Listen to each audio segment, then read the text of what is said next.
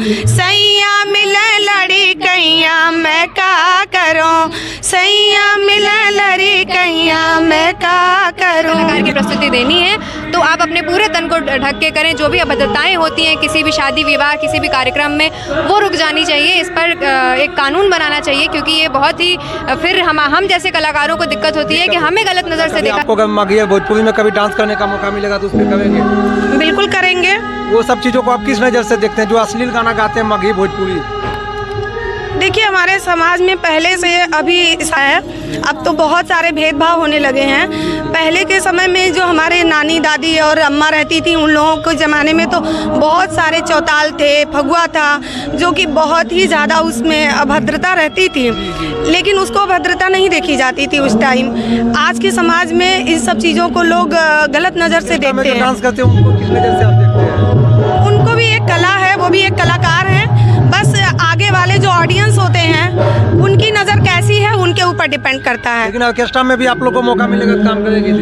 नहीं, ऑर्केस्ट्रा में नहीं करेंगे। नहीं। ऑर्केस्ट्रा की ऐसी इमेज बनी हुई है, अगर ऑर्केस्ट्रा कोई औरत कर रही है तो वो अपने कपड़ों को अपने पूरे शरीर को ढक के नहीं करती है। तो वो गलती हमारी स्वयं हमारी औरतों की है कि हम अपने तन को अपने बदन को इस तरीके से प्रदर्शित करते हैं कि सामने वाले लोग हमें उस नज़र से देखते हैं। तो अगर हमें अपनी कला की प्रस्तुति करनी है तो आप मुझे स्वयं देख सकते हैं कि मेरे शरीर का एक भी अंग मेरे हाथों को छोड़कर नहीं दिख रहा है। तो अगर आपको कला की प्रस्तुति करनी है, आप कलाकार हैं, तो आप ऐसे भी करेंगे तो आपके कला को उसकी महत्व आपका देखा जाएगा। लेकिन क्योंकि मैं नंदिनी प्रकाश हूँ, मैं आजमगढ़ से आई हूँ।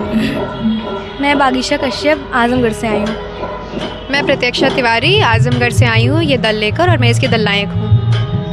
मैं मानसी प्रकाश आजमगढ़ से आई हूँ अयोध्या की इस पावन भूमि पे अपने ग्रुप के साथ। मैं रिंकी प्रशांत त्रिपाठी, मैं आजमगढ़ से आई हूँ और यहाँ भोजपुरी नृत्य प्रस्तुत किए हैं। मैं रिमझिम चौरसिया और मैं आजमगढ़ से आई हूँ और हमें इस प्रस्तुति को हम होली के लिए कर रहे हैं।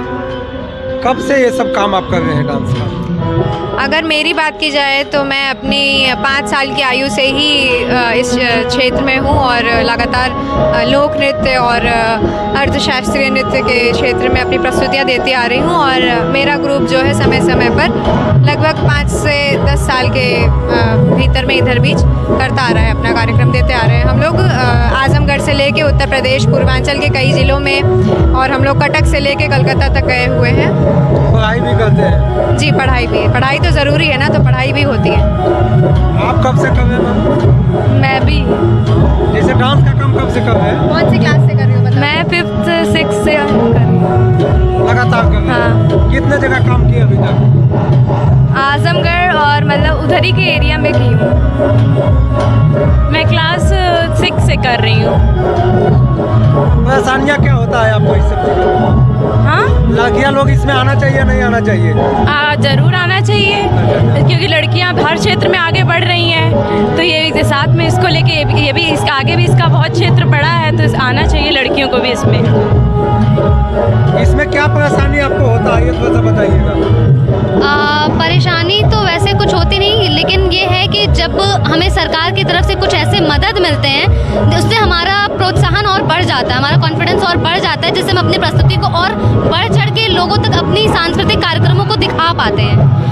समस्याएं तो बहुत सी हैं, लेकिन हमारा जो कला है वो शायद उन समस्याओं को छुपाने में भी मदद करता है। और सरकार की जिस तरीके से मदद हम लोग को मिलती है सांस्कृतिक कार्यक्रमों को रिप्रेजेंट करने पे, तो हमारा ग्रुप हमेशा उसके लिए तैयार भी रहता है समस्याओं को फेस करते हुए। गाँव में बहुत सारे लड़कियाँ लोग इस सब में आना नहीं चाहती है, इसलिए हम आपसे सवाल किए हैं। तो इसमें आना चाहिए या नहीं आना चाहिए? देखिए, ये फील्ड तो बहुत अच्छा है, लेकिन हम किसी के बात से रुक जाएं ये हमारी समस्या है। हम किसी के बात को सुन के उसको अपनी समस्या नहीं बनानी चाहिए, मुझे ऐसा लगता है। और जो आप कह रहे हैं कि गांव में जो और भी लोग सोचते हैं नहीं आना चाहिए, वो उनको बचपन से वो चीज़ दी जाती है। तब हम लोग को बहुत थैंकफुल होना चाहिए फर्स्ट ऑफ ऑल हमारे पेरेंट्स के लिए, हमारे आजमगढ़ के लिए। हम जिस माहौल से ऐसे हमारे भी आसपास के माहौल में बहुत से ऐसे लोग हैं जिन्हें ये कॉन्फिडेंस नहीं है, जिन्हें ये इस पर प्रोत्साहन नहीं मिलता कि वो आगे आ पाएँ। लेकिन हमें थैंकफुल होना चाहिए फर्स्ट ऑफ ऑल अपने पेरेंट्स का, कि वो हर जगह हम लोग के साथ खड़े रहते हैं। और हमारे जो आसपास का सिस्टम है, प्रशासन भी, वो भी हम सबके साथ आज के डेट पे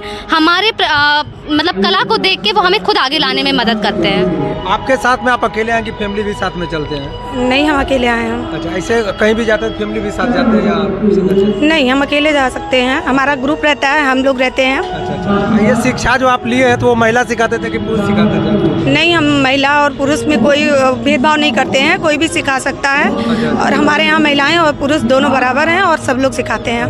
पहले कोई परिवार में आपका भी ये काम करते थे कि आपसे शुरू हुआ? नहीं, हमसे शुरू हुआ, बाकी तो घर पे जो हमारी सिस्टर हैं, हमारे बच्चे हैं, वो सब घर में करते ही हैं। कोई तरह की परेशानी आपको?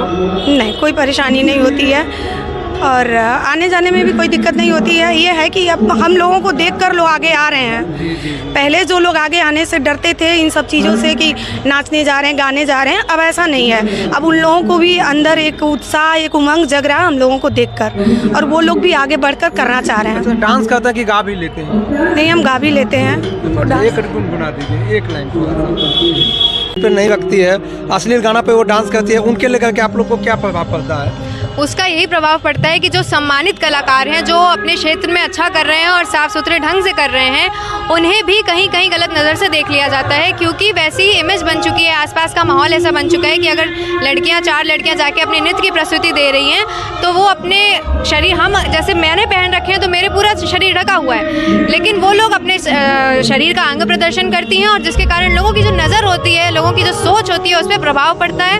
और हम जैसे कलाकार जो होते हैं, जो सम्मानित कलाकार हैं, अच्छे घरों से आए हुए हैं, पढ़े लिखे हैं और आगे जाकर अच्छे अफसर तक बनने का जज्बा रखते हैं, ये कलाकार जो हम आपको बता सकते हैं कि हमारे जानने वाले ऐसे लोग हैं जो रेलवे से लेके हर उसमें क्षेत्र में अधिकारी हैं और साथ में PhD किए हुए हैं क्लासिकल उससे।